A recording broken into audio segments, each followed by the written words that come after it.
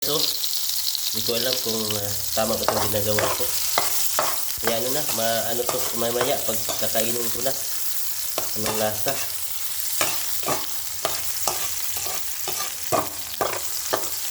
Yan. Yan.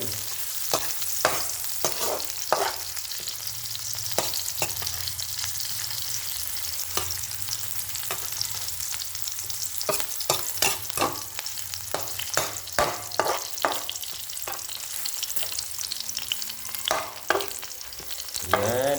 Pagsugin mo lang.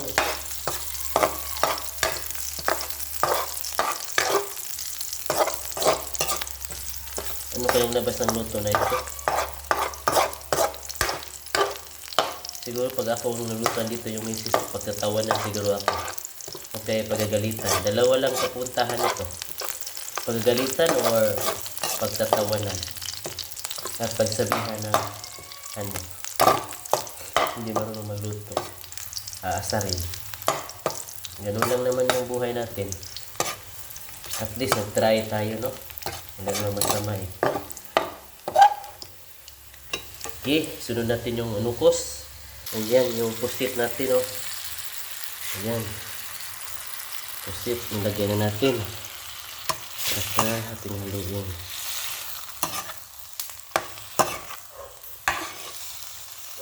So, iwan ko, kala ko ba itong haluin ko o hindi na. Takpan natin ang ano itong kaldero. Takip na kaldero pala. Ayan, hayaan natin na mga ilang minuto. Pagpupula na siya, diba?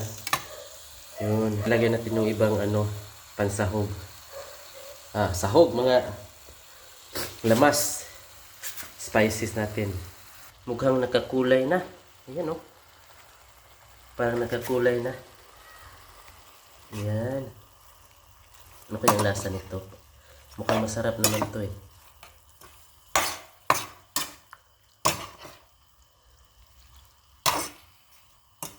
Takpan mo natin ng ano, takip ng kaldero.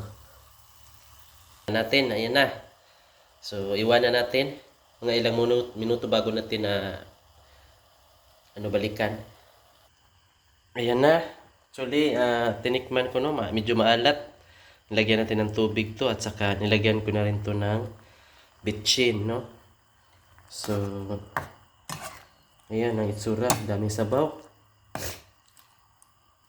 At least, diba, may sabaw na, may ano pa. Ano na to? All around, no? All around package. Tikman natin kung anong lasa.